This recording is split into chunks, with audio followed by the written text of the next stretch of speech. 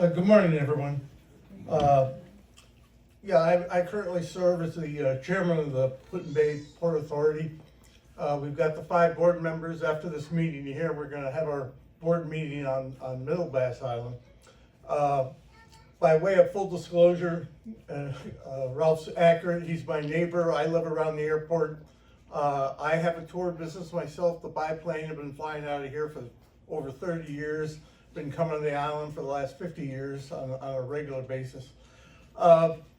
This issue with the helicopter has been around, as I'm sure you all know, a long time. I think they started well over 10 years ago, 12, 15 years ago originally. And over the years, there's been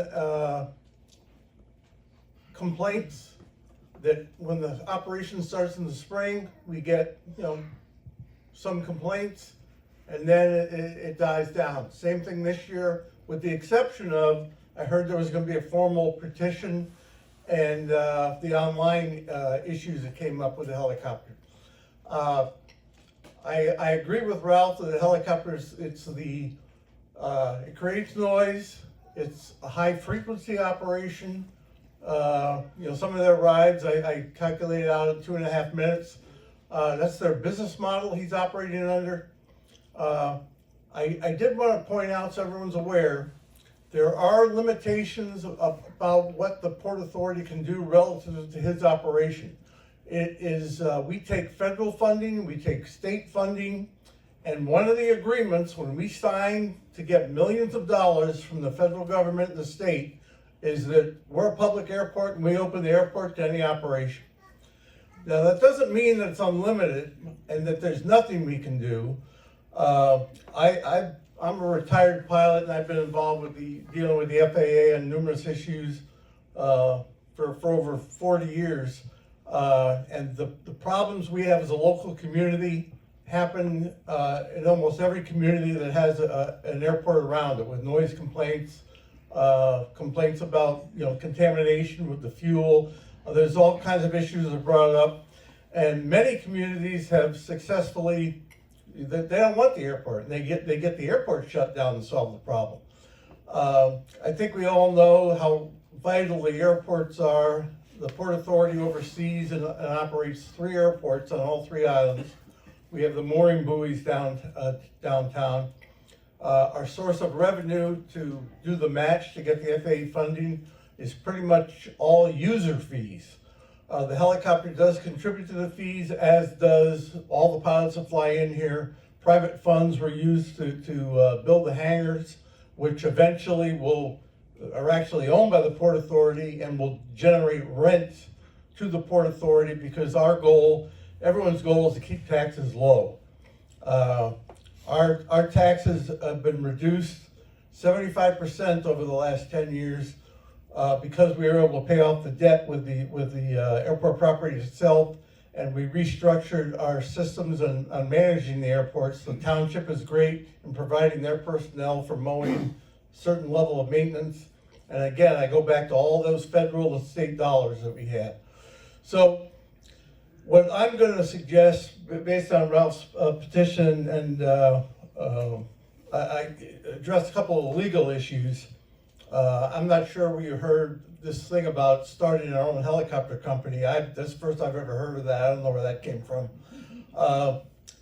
But we are a public airport, and another helicopter operator is more, under law, he can come in and say, I want to operate.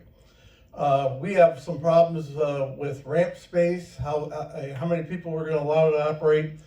The current helicopter operation has been there for, I forget, but I think it's been close to 10 years. By agreement, he pays his fees for each flight. Well, I guess the bottom line the community wants to know is, what can the Port Authority do and what can we do? We can put restrictions on his operation to address some of the concerns. I want to be very careful about interfering with a business model, but I understand it's the frequency. But I did want to let the community know that banning him, the one woman who stated that Catawba will not allow it, they don't have that right either. They can't do that. I don't know where, I do know that operation used to operate out of there and moved up here full-time, but Catawba cannot say no either.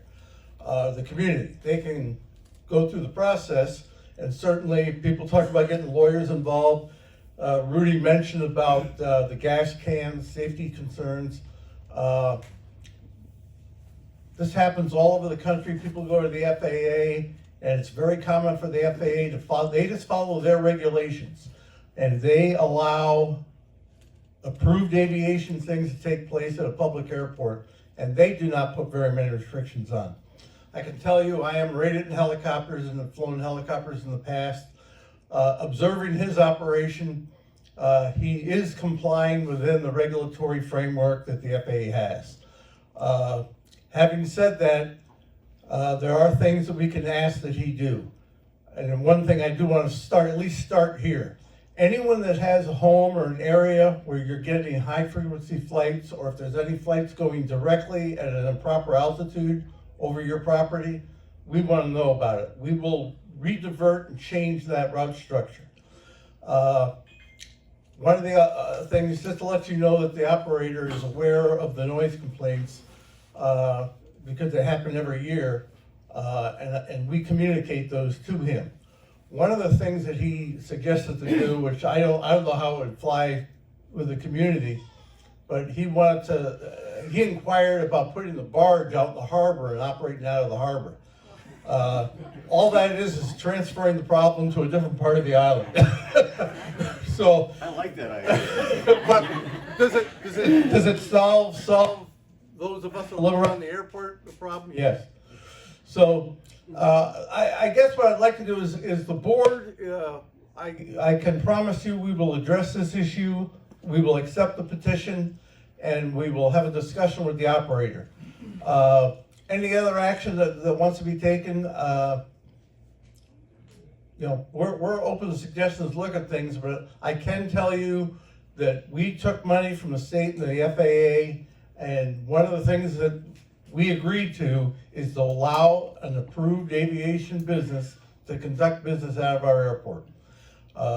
You probably all remember probably one of the greatest public disruptions of an airport was when the mayor of Chicago, in the middle of the night, bulldozed Meigs Field in Chicago. Beautiful airport right on the waterfront. The mayor didn't like the airport, the community didn't like the airport. They accepted federal money, and the federal government told them, you have to keep that airport open. And the mayor one night, occurred 25 years ago, ordered the bulldozers to bulldoze the runway. Unbelievable legal fight, but the bottom line is that airport no longer exists. So that's just one extreme example. So Give me ideas. I want to thank Ralph. Ralph and I have talked about this. He brought the issue up for the opportunity to talk about it. I don't want to come up here and just say the feds have to allow it and walk away. The board is more than willing to look at possible things to at least change the operation a little bit or mitigate the noise. Things that you could probably all tell. I noticed business in general on the island, but the helicopter is flying less and less. It's real busy in July, and then by the second week of August, it really drops off significantly. But during those peak times, and I live in the airport, and I'm an aviation guy, and I could say I love aviation, but it drives me a little crazy. Every 2.5 minutes, they're going right by my house. I understand it. So with that, I'll be glad to answer any questions that anyone may have. Oh. I was going to shut things off. Yes, sir. You said height restrictions. They cut the corner, like on their flight plan, they show that they should go around the state park. So they cut right over my house on Firstly, especially when they're busy, when they're trying to shorten the route so that they can be faster. I've observed that as well. The flight plan that they show on their board, the marketing board, is just a general guideline. They're free to make a lot of changes. But yeah, I have observed that when they do that short run, they're over on both ends of the runway, but they're flying over the residential area, which again is legal, but obviously people don't like it. You have the noise, everyone thinks it's the engine, it's not the engine, it's those blades that you're hearing beating up the As air. soon as they turn. Yep, they put a load in the blades and the noise goes up. Yep. So if there's no restrictions to where they can fly, then, you know, you said, let you know if there are height restrictions? There is, legally, they're allowed, airplanes are not allowed to fly, over the islands here. They, takeoff and landing is different, obviously, but they should be up at least 1,000 feet. The helicopter, by regulation, is allowed to fly significantly lower, and the regulation actually reads that you can fly low, but you have to have a place if you lose an engine to go to. And we all know how treed this island is. And I obviously I fly in the islands all the time, and some of the complaints I've looked at, and I've talked to virtually all their pilots about the regulations of how we want them to operate around the airport, and they pretty much comply. Every once in a while I'll see when they're climbing out, they're going to be low. If they make that turn early, they're flying over a residential neighborhood less than 500 feet. Again, legal, but if they cut short on our street, and I've had, life flight's a little bit different, but I've had life flight come over my house right over the top at 50 to 100 feet, and it's really loud, but it only happens once in a while. Rudy? So Rick, there's nothing that can be done on the ground level as far as noise ordinances with the village and the township? I mean, with a noise meter and? I'm not a legal expert in that, but I can tell you the federal regulations that are going to supersede, but have other communities successfully stop like jet traffic. Some airports, they don't like the jets, so they say you can't operate a jet out of here. And the feds have, I've seen the FAA give them the nod to certain local restrictions. So that's why I say, I don't want to say no to anything, but the broad idea that ban the helicopters, that's not going to fly. But can we put restrictions on? I would say there's a strong possibility we could move in that direction. Yes, sir. Two-part question. First, how much revenue does that helicopter operation bring to the Port Authority? And then the second question is, could you raise the, whatever it's called, the landing fees, just for, not for the private people who come in and use the airport, but for commercial ventures? Could you, I don't know, double his landing fees and maybe make it less attractive for him to operate? I tell you, the FAA regulation on that, our grant assurances, I love it the way they word things. We are allowed to charge reasonable fees. If, again, I'm not saying this would happen from a lawsuit standpoint, if the chairman of the Port Authority went and talked to the community and they doubled my landing fees, I think the feds would say, you're being unreasonable now, you're trying to force them out. Answer your first question, the revenue from the helicopter, I have to look at the exact numbers, but it's between $8,000-$10,000 for the season in landing fees. We'll take a look at those numbers after this year, but yeah, it's high frequency. The high frequency benefits obviously the port, because every time he takes it off, there's $8 goes into the coffers for the Port Authority. All the other users, we have parking fees, no landing fees, but we charge all the private people to use the airport. We have normal user fees. Those of you that live here in the winter, when you go fly on Griffin or Dustin, part of what you're paying for is the airport fees. The board has purposely kept those fees frozen and low for quite a long time now, because if we increase the fees on the commercial operators that fly the people off the island, it's coming right out of your pockets. And I can tell you the board has taken the position that the community has, as you know, you have a property tax levy. 1% of your property tax bill goes to the Port Authority. Most communities don't do that. And the reason they don't is because they charge heavy user fees and they get fuel sales. Most of the revenue for an airport is the thousands of gallons they pump in fuel. They get huge profit margins. We don't have that here at all. So the only way we survive is by the voters supporting us at the level they do. I always like to say we've lowered the rate down 75% over the years, but we are operating, I the one that looks at the cash flow each and every month, and we're a little thin, but the one thing I'm loath to do, I still want to get every federal dollar and every state dollar we can, and we have to match that, and we use the current level of funding to include the road race and the concert. That money is used to pay our share to get the federal dollars. But our reserves are down, but our funding is a separate subject from the helicopter, but I just wanted to give you an overview. Your question about how much revenue it generates. Thank you. So you're saying if the gentleman rates $8,000, so that's 1,000 takeoff and landings. So in a 100-day season, he's averaging 10 takeoffs and landings a day. Sounds to me like you need to keep better track of what that guy's up to. Well, I'm giving you just general numbers. There's weather days, weekends. You're seeing most of that money come over the weekends during the Friday, Saturday, Sunday period. But yeah, and like I said, I just give you the range of what the last. I think the last check we got for him, I don't remember. I think it's around $3,400. But yeah, I agree. We'll look at the numbers of what he's generating money wise. But I just wanted to give you a rough idea. Way in the back. Oh, Ron. Yeah, the fuel can issue, are you using yellow can as well as red cans for fuel? Yes. Yeah, I see them both out there. Yellow's designated for diesel. What would happen if they happen to get a diesel can of fuel and they put it in their helicopter? Well, again, that's their responsibility. The containers they're using, I can tell you from it was correctly stated, the feds do not regulate that part of it. So that's why the feds turn the other cheek when they see that. But It'd be an OSHA issue. Secondly, what about, I mean, they're taking off at treetop level in my backyard.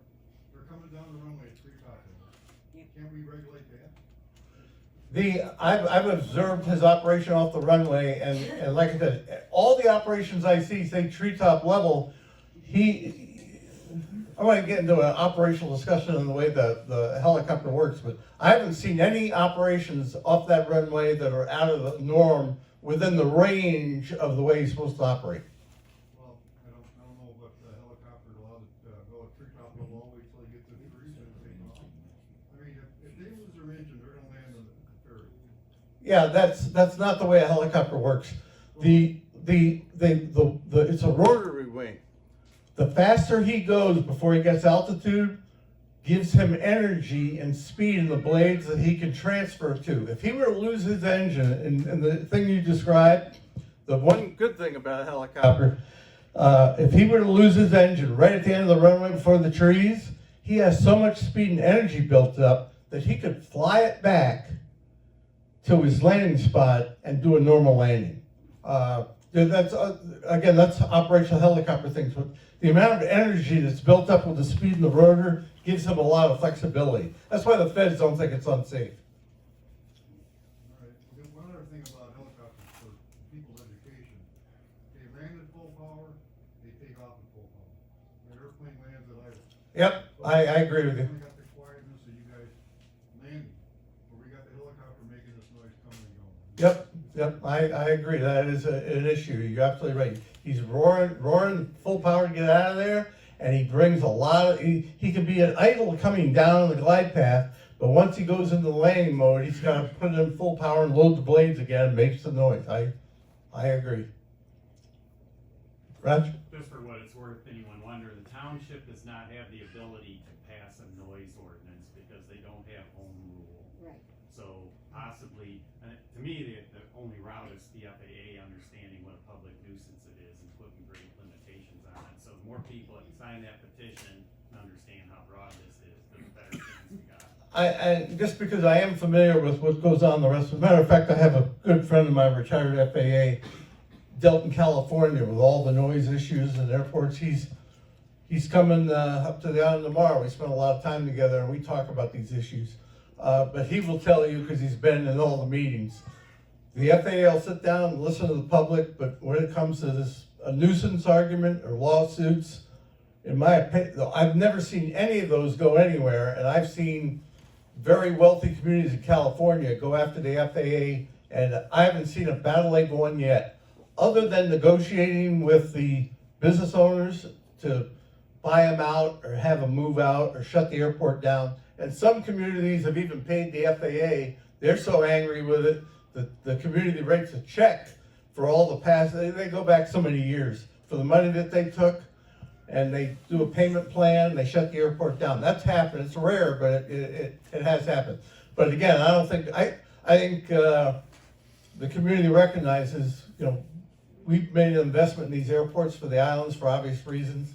But this issue that the community's brought up and Ralph is trying to spearhead here, I just want to let you know that I do hear you loud and clear. The board will talk about it. And I want to have an open discussion about some mitigating strategies on how to deal with it. And without going too far down the road, but making changes in some of his business operations may cause him to change the way maybe it's more profitable to operate out of Port Clinton. There's no restriction against him operating out of Port Clinton, none. And he has done that in the past. Another question. Years ago, they had when the Trimester was flying, I don't know if you're around in the islands, they brought in a Cessna Caravan, which is a turboprop. Yep. Single-engine airplane, and they made the fellow shut the airplane off totally when they're loading Yes. and unloading. And, I don't know if that was an ordinance or if that's an FAA rule, either or, they put them out of business as far as working on it, because when you shut up an engine like that off and on, it limits the lifespan. You bring up a good point, because the local Port Authority could put in restrictions of that type. The feds would not view that as a violation if we were to do that. But again, and like I said, full disclosure, of course, I have a thing, you know, it's technically as a competitor, so I'm not trying to put them out of business, but I do want to have the noise issue addressed. But if he has to shut down every time, if we were to put that restriction on, which isn't done, that would essentially put him out of business, and that could generate some issues. Let's do it. Pardon? Make an ordinance that he has to shut the engine down? Well, again, there's no ordinance that could be done for that. That's a policy. And the operator would obviously disagree with that policy and fight that policy. I just want to have an open discussion that yes, that is something that's an option. Was it turboprop? Is that an FAA rule? Nope.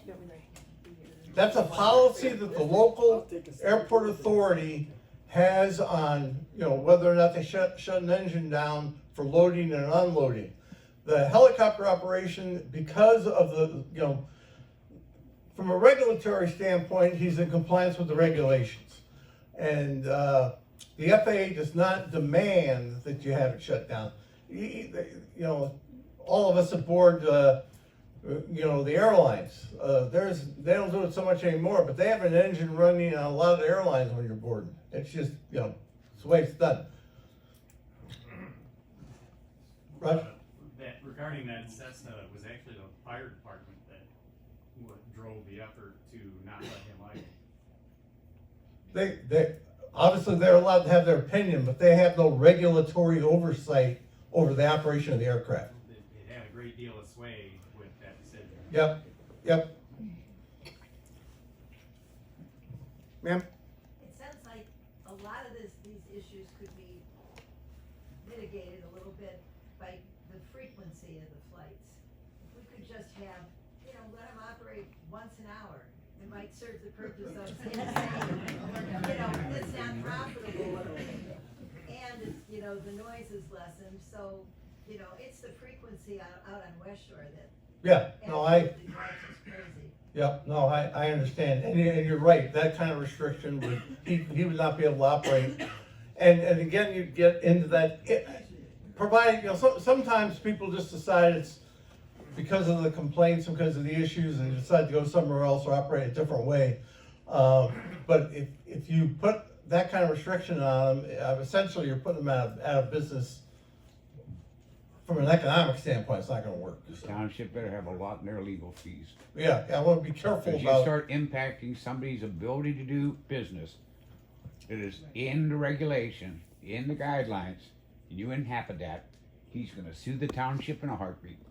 It's funny you should bring that up, because his lawyer didn't send the letter to me, but I was given a draft of a legal framework of why he was gonna argue against this noise thing, because I called him a few times. He didn't threaten me or anything, he goes, here's what my lawyer is telling me. And looked it over, is exactly what you said. Here are the things that we could take action on. Obviously, first thing we should do is, let's see if we can mitigate it, let's talk about some other options, and address it one step at a time. May I interrupt a second? Can you two stay afterwards for a little bit? People want to, you gotta go at lunch. Yeah, I've got like five more minutes just to answer some questions, and like I said, the conversation doesn't have to stop here. Yeah. Feel free to call the office, drop by the office, call me personally. Beth's got my number. I'll be glad to talk to anybody, and I've talked to a handful of you over the years. It's nothing new, but clearly, from Ralph's petition, we need to take a harder look at it and see if we can mitigate some of these things and see where we're going to go in the future. Yeah, Rick has to leave. Ralph can stay if you want to talk to him afterwards, and that'd be great for now. Okay, we're gonna move on.